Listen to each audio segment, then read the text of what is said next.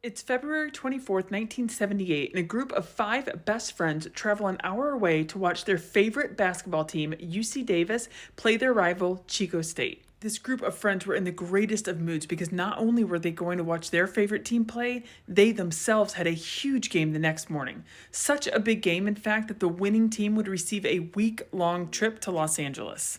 The group played for a team called the Gateway Gators, which was a team within a program that supported adults with developmental delays. You see, each of the men, who ranged in age from 24 to 32, had some degree of developmental delay. They were very capable, though. Two had driver's license, almost all of them held a job, and two even served in the Army. The group jumps into Jack Madruga's 1969 Mercury Montego and drive to Chico, California, about an hour's drive to watch UC Davis. Multiple people remember seeing the men at the game and confirmed they appeared to be in a great mood, especially afterwards because UC Davis ended up winning.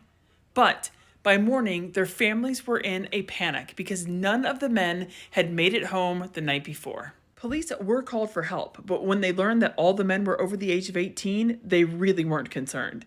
And when the cops learned that the men had some developmental delays, they pretty much wrote them off.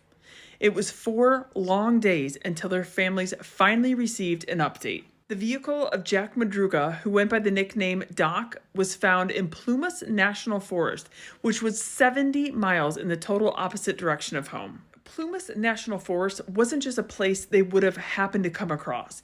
Their car was found down a logging road where there were road closed signs all over the place. Their families were perplexed how they ended up in this specific spot. Not only that, though, the car was found with a quarter tank of gas, so they didn't run out of gas. Although it was stuck in a little bit of snow, nothing 5 grown men couldn't have pushed their way out of. The doors were unlocked, the driver's side window was partially down, and the back seat was filled with candy wrappers, soda cans, and a chocolate milk carton. Candy wrappers led them back to Bear's Market, which was a convenience store in Chico. The employee working that night confirmed the men showed up around 10 o'clock, which was right after the UC Davis win. They bought chocolate milk, 2 Pepsis, and a bunch of candy. The group seemed to be in really good spirits. After the vehicle was located, investigators noticed 4 sets of footprints headed up the mountain away from their car. This led to even more questions, though. Why were there only 4 sets of footprints when there were 5 men? Why did they get out of the car to begin with when all they had on were jeans and light shirts? Why would they walk up the mountain? So much confusion led to a greater question. Were the men acting on their own free will, or was there foul play involved? Once the car was found, 4 different law enforcement agencies and 200 volunteers began looking for the men. But by May of 1978, police had all but given up.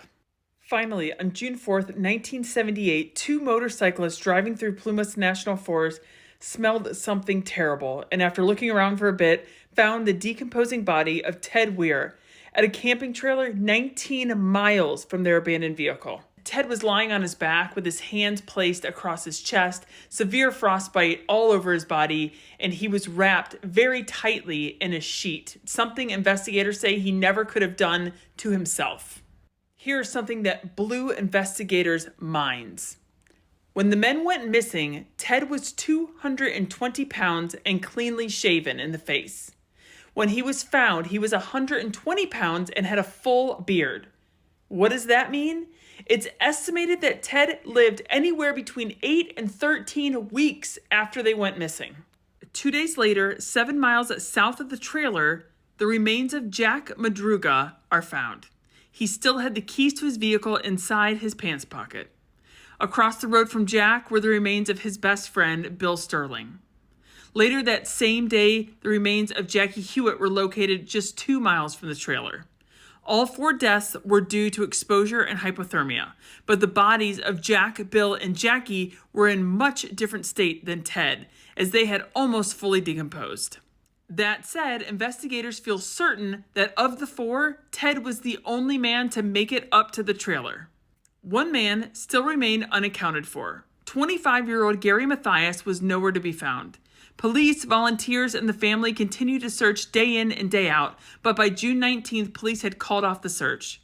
Gary's family searched another 2 weeks, but eventually they too called it off. Word soon got around that Mathias had not been found, and the rumor mill started swirling. People soon started to say that the four deceased were afraid of Matthias. Soon it became known that Gary had been kicked out of the army 2 years prior because he was schizophrenic and often had violent outbursts. However, Gary had successfully been taking medication for the last 2 years and had lived a very peaceful life. And why would Gary want to kill his friends? People say the group appeared to be having a fantastic time at the basketball game and at the convenience store after the game. Investigators believe Gary did make it to the trailer because his shoes were found near Ted's body.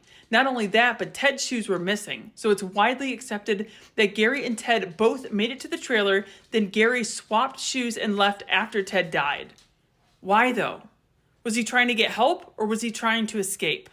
The body of Gary Matthias has never been recovered, although there have been multiple sightings. One man swears up and down he saw Gary Matthias hitchhiking a few days after the men went missing. Another person swears up and down she saw Gary at a local bar after they went missing, but he took off before police arrived. It's been nearly 50 years and the same question remains. Did Gary Matthias cause the death of these four men, or was he too a victim whose remains have just not been recovered? What do you think?